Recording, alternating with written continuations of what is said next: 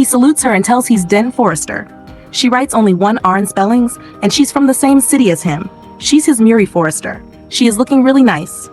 Last time when he saw her, she was very small. They walk together. She is the main researcher, and our force is her creation. She did a PhD in biotechnology from MIT, with genomics and immunology as her main subjects. He's proud of her.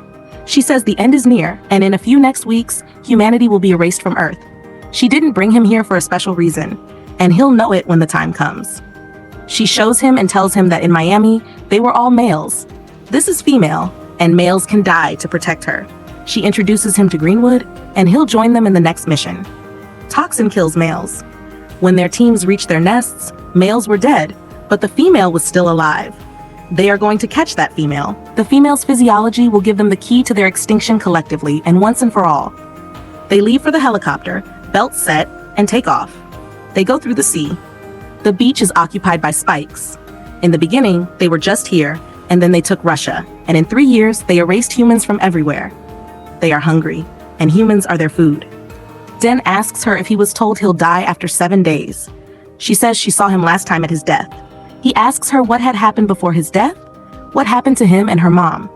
They are here at the mission site, and teams are already working to bring the female under control. The fire team has cornered her. She's giving a tough time, and teams need help. Soldiers land by ropes into the cave. They are pulling her out of her nest. She suddenly stops and comes out, kills a soldier, injures others, and kills another. Muri's team is going inside while Den stays up. She gets inside. There's a bloodshed and mess. Soldiers are falling one by one. She asks them to control her tail. As she tries to escape out of the cave, they throw fire in the hole. It retreats back and takes out more soldiers. Muri aims at her for a sensitive shot and takes it. Den sees birds flying this way. Muri has made her furious. She shot wires at her paws, and Muri uses herself as bait. Spike is constantly trying to get Muri. Thousands of spikes are here. They radio that the colonel is in danger. Den lands inside while killing one spike on the way. He takes one wire and pulls it. They pull her while she is about to have her. It fires its bullet at itself. Muri, Den, and all of them get her into the cage. Muri blocks one side, Greenwood does the other side. They have it now.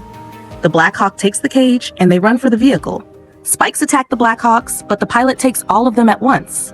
They run. Spikes have got one of the Heelys, and it crashes right in front of them. Den covers. Muri takes the machine gun, and he takes the steering. While killing a lot of them, they drive out of here. They're on their way back to base. Den drives out of the forest through the muddy beach towards dry land. They stop. She gets out and fires a flare. She says he put his life in danger, and it could have ruined her mission. She needs him to stay alive. He's her father. He wasn't going to stay at the helo while she was going to eat her. She always wanted to be exactly like him. She had believed in him, and then she says he had left them. Mom was about to die. She was 12 when they separated.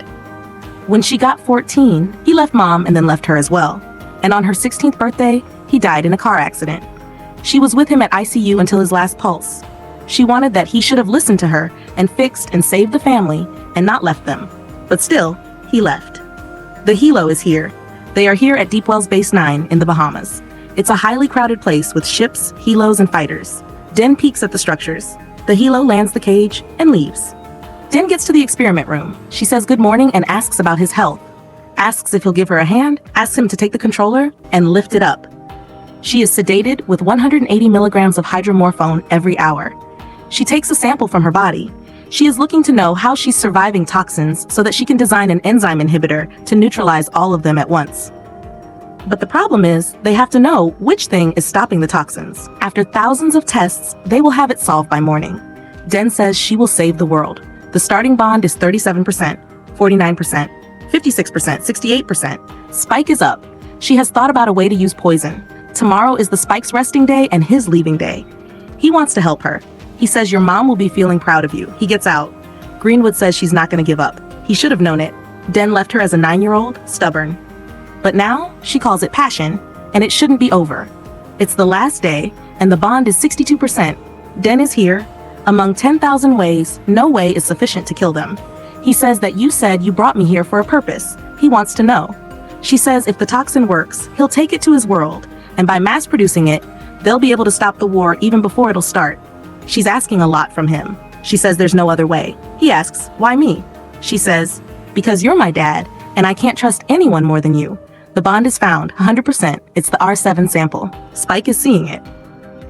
White Spike growls. Spikes have breached the perimeter and are surrounding them.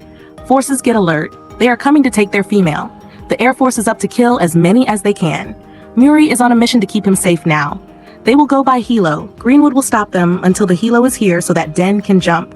Viper 1 is standing by for her. Spikes have gotten onto the main structure and have destroyed all landing decks except the one at the top. She orders all to stay in defensive positions and protect the jump link. Spikes set the female free. She is outside. They have 6 minutes before the jump. Spikes are on site. On their way, spikes are here, so they try other ways. 5 minutes to jump, and they are blocked by this side as well. There's no way.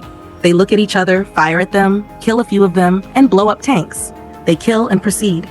Muri switches to a pistol. The female Spike is behind them. Defense is fighting nails to toe to protect the Helo. They are almost there. Muri gets hit and falls. Den makes the Spike go away and gets to her. Viper 1 is under attack, and they will meet the Colonel at Rig 2 helipad. Ships are on fire. 3 minutes to jump. The ship collides at Rig. Several Helos, including Viper 1, are down. Every side is under fire. Muri is wounded and unable to get up. She wants him here for a minute. She says, "I'm sorry, I said a lot of bad things to you. I shouldn't have. I'm happy to have your love back." 55 seconds to jump. She gives him the toxin, and Den has to leave and stop this from starting at any cost. She says, "I love you, Dad." The female Spike is here, and due to her, everything slides to fall.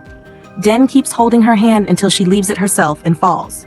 He jumps behind her but is jump linked back to the present along with other soldiers. Medics are here. Lieutenant Hart comes for him. There are echoes. He says, "That toxin. It's in his hand." He asks her to mass produce it and send it there, but the jump link has closed and they can't travel to the future anymore. She says it's over. He keeps saying, "Muri, I'm sorry." Charlie is here. He made it. He had hid. He is getting out of the camp, and his wife is here. He's in a strange and emotional state. She gets him home, and Muri is here. She made it the second day after he left, because she knew he would come back. He's just silently looking at her, hugs her,